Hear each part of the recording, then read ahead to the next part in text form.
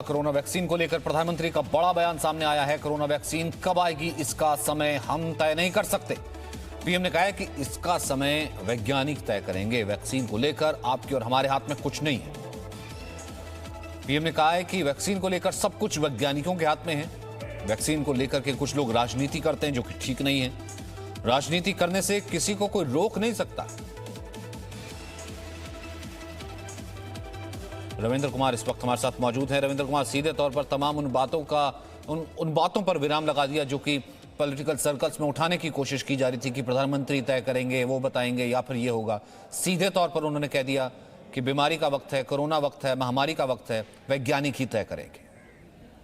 बिल्कुल, देखिए, वैक्सीन बनाने के लिए जो कंपनियां लगी हुई है उसमें जो साइंटिस्ट लगे हुए हैं वही तय करेंगे। जो कई चरणों में इसको अंतिम हरी झंडी मिलती है, तो कहीं ना कहीं प्रधानमंत्री ने सीधे तौर पर यही कहा है मुख्यमंत्रियों से कि कोरोना वायरस को लेकर जो वैक्सीन बनाया जा रहा है उस पर जो सियासत हो रही है वो सियासत रोकना उनके हाथ में नहीं है, और न ही वैक्सीन बनाना उनके हाथ में है और न किसी के हाथ में, बल्कि वैज्ञानिक के हाथ में है जो इसमें महीनों से लगे हुए हैं, चाहे देश में हो या फिर विदेश में। तो कहीं ना कहीं संकेत साफ है, वैक्सीन जरूर बन रहा है, कब तक बन के आएगा ये वैज्ञानिक तय करेंगे। जो लैब में बन रहा है वहां से तय होगा, लेकिन इस पर सियासत न हो। हालांकि इस बैठक में प्रधानमंत्री ने जाहिर तौर पर जो डिस्ट्रीब्यूशन की बात है, इंफ्रास्ट्रक्चर की बात है, उस पर भी राज्य सरकारों को सलाह दी है, और जब पहले से भी सलाह दिया जा रहा है कि इस तरह की मीटिंगों में कि जब भी वैक्सीन तैयार होगा तो कैसे कैसे वहां पहुंचाना है, कैसे कोल्ड स्टोरेज में रखना होगा, क्या क्या उसके लिए इंफ्रास्ट्रक्चर तैयार करनी होगी, केंद्र सरकार क्या करेगी और राज्य सरकारों को किस तरह का उसमें सहयोग करना चाहिए, इन सब बातों पर भी चर्चा।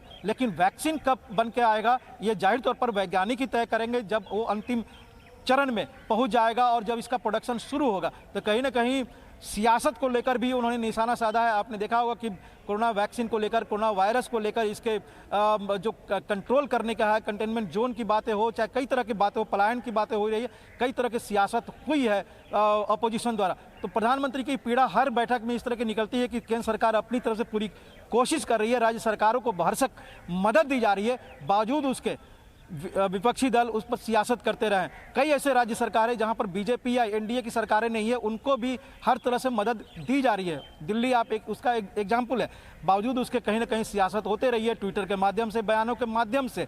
आज ही एक दिल्ली के एक अपोजिशन, बीजेपी का अपोजिशन का जो नेता है, यहाँ के सत्ताधारी, उन्होंने किस तरह से ट्वीट किया है, किस तरह से बयान जारी किया, तो दिखाता है कि अपोजिशन इस मसले पर भी सियासत करते रहा है और प्रधानमंत्री ने उसी पर अपनी पीड़ा भी जताई है और एक तरह से उस पर तंज भी कसा है कि इस पर सियासत न हो, सियासत रोकना उनके हाथ में नहीं है। उसी तरह से जैसे कि वैक्सीन बनाना उनके हाथ में नहीं है, वैज्ञानिक बनाएंगे और जब भी तैयार होगा पूरे देश में जाएगा, हर लोग के पास पहुंचेगा, ये सुनिश्चित करना प्रधानमंत्री नरेंद्र मोदी के हाथ में जरूर है। और रवि त्रिपाठी, क्या इसके बाद मैं ये मानूं कि क्या किसी तरीके की कोई यूनिफॉर्मिटी आ पाएगी कि राहुल गांधी जो गाए बगाए पीएम को लेके, कोरोना को लेके, अर्थव्यवस्था को लेकर के निशाना साधने के लिए ट्वीट कर देते हैं, या कुछ और विपक्षी पार्टियां भी हों? क्योंकि अब हम बहुत ही ज्यादा जिसे कह सकते हैं कि क्रूशल दौर में जा रहे हैं। वैक्सीन आएगी तो सबको वैक्सीन मिलनी है, कोई किस पार्टी का है ये नहीं फर्क करता कोरोना, और कोई किस आइडियोलॉजी का ये भी फर्क नहीं करता, तो सब एक टेबल पर आए। आप पता है कि अपील काम करेगी? देखिए, इस अपील का बहुत ज्यादा असर राहुल गांधी पे तो नहीं होगा, क्योंकि आप जान रहे हैं राहुल गांधी का जो स्वभाव है, जिस तरह से वो लगातार सरकार पर अटैक करते हैं।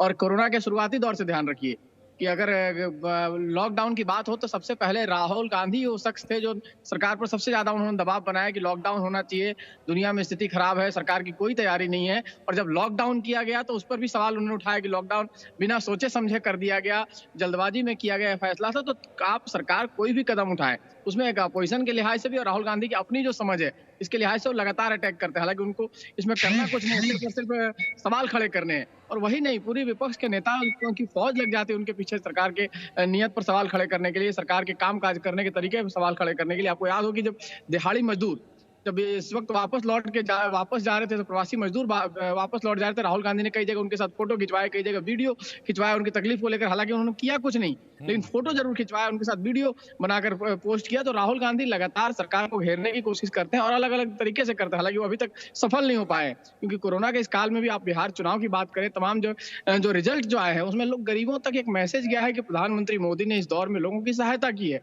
गरीबों की सहायता की है, तमाम तरह से इस मामले का समाधान निकालने के लिए कोशिश कर रहे हैं, लगातार पब्लिक से वो कांटेक्ट करने की कोशिश करते हैं, लगातार मुख्यमंत्रियों से वो संवाद करते हैं। तो हर तरह से जो कोशिश होनी चाहिए वो सरकार की दिखती है, लेकिन बावजूद इसके ये जरूर कई बार ये कहा जाता है विपक्ष का काम जो है आलोचना है, समालोचना होना चाहिए कि आप ऐसी आलोचना करें जो लोगों को भी पसंद आए। जैसे रेलवे की बात हो, आपको याद होगी ना, सोनिया गांधी ने एक बहुत बड़ा मुद्दा उठाया था कि रेलवे में जो टिकट फ्री में आने वाले लोगों से भी टिकट लिया जा रहा था मुंबई से।